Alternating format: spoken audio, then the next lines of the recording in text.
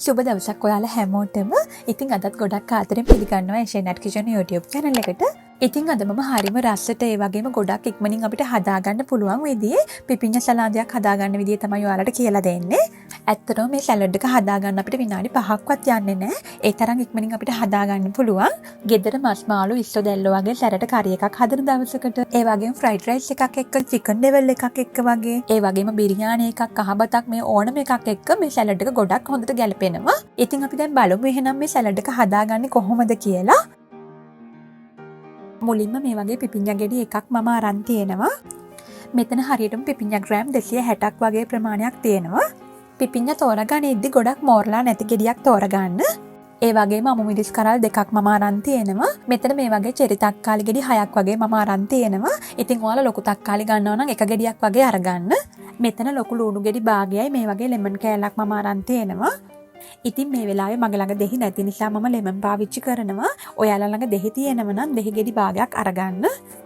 ඒ වගේම ලුණු ගම්මිරිස් කුඩු මේ දෙකම අපේ රසයට අනුව මේ සලාඩ් එකට දාගන්න ඕනේ. දැන් මම මුලින්ම කරන්නේ මම අරන් තියෙන පිපිඤ්ඤා ගෙඩියේ දෙපැත්ත මේ විදිහට කපාගෙන මේ විදිහට හොඳින් තිත්ත ඉවත් කරගන්නවා.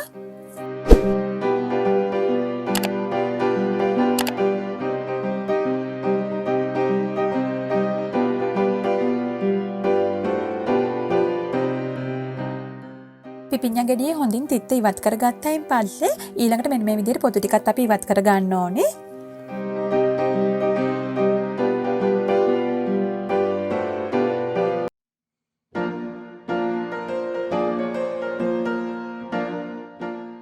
දැන් මේ විදිහට හොඳින් පොතු ඉවත් කරගත්ත පිපිඤ්ඤා ගෙඩිය අපි හොඳින් සෝද ගන්න ඕනේ. ඉතින් මම දැන් මේ පිපිඤ්ඤා ගෙඩිය හොඳින් සෝදගෙන එන්නම්. අපි දැන් මේ විදිහට හොඳින් සෝදාගත්ත පිපිඤ්ඤා ගෙඩියේ වතුර ටික සේරම ඉවත් කරගන්න ඕනේ. ඉතින් මම මේ වගේ කිචන් ටවල් එකකින් තෙත හොඳින් මාත්තු කරගන්නවා මේ විදිහට. ඒ වගේම මතක තියාගන්න අපි මේකට ගන්න අමු මිරිස්, තක්කාලි, බීලුණු මේ දේවලුත් කලින් හොඳින් සෝදලා ඊට පස්සේ මේ විදිහට තෙත මාත්තු කරලා තමයි අරගන්න ඕනේ. දැන් හොඳින් තෙත ඉවත් කරගත්ත පිපිඤ්ඤා ගෙඩිය මෙන්න මේ විදිහට පෙති වලට අපි කපා ගන්න ඕනේ.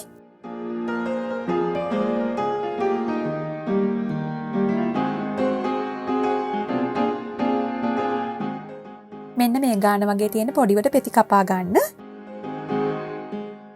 දැන් පෙති කපාගත්ත පිපිඤ්ඤා ටික සේරම මම මේ වගේ භාජනයකට දා ගන්නවා.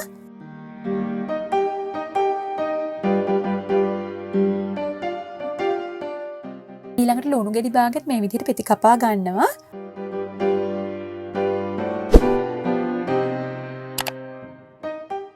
පෙති කපාගත්ත ලුණු ගෙඩි භාගයත් මේ භාජනයට දාලා මේ විදිහට පෙති ටික වෙන් කර ගන්න. ඊළඟට අමු මිරිස් කරල් දෙක මෙන්න මේ වගේ දිගටි හැඩයට මම කපා ගන්නවා.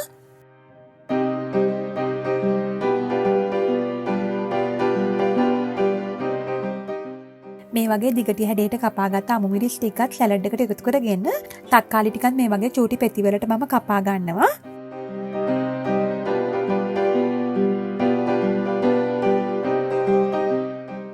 දැන් තක්කාලි පෙති ටිකත් මේ විදිහට සලාඩ් එකට දා ගන්නවා.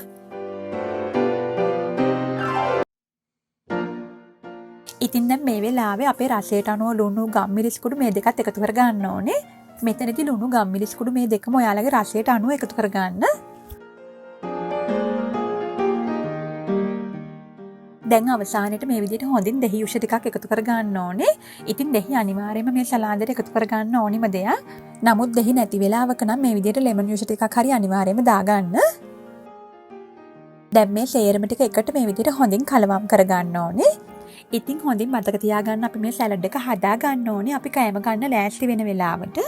මොකද කලින් හදලා තිබ්බොතින් එහෙම වතුර උනනවා. ඒ නිසා අවශ්‍ය කරන හැමදේම හොඳින් සෝදලා පිරිසුදු කරගෙන ලෑස්ති කරලා තියාගෙන අපි කෑම කන්න ලෑස්ති වෙන වෙලාවට විනාඩි 5ක්වත් යන්නේ නැතුව ඉතාමත් ඉක්මනින් අපිට මේ සලාදය හදා ගන්න පුළුවන්.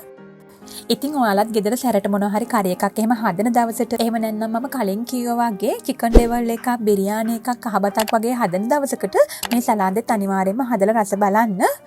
ඉතින් ඔයාලා අදත් මගේ මේ වීඩියෝ එකට කැමති නම් ලයික් කරන්න, කමෙන්ට් කරන්න, වගේම තවත් යාළුවන්ට බලන්න මේ වීඩියෝ එක ෂෙයා කරන්න. ඒ වගේම channel එක subscribe කරලා bell icon එකත් click කරලා තියාගන්න. තවත් අලුත් වීඩියෝ එකකින් අපි ඉක්මනින්ම හම්බ වෙමු. ඔයාලට සුබ දවසක්.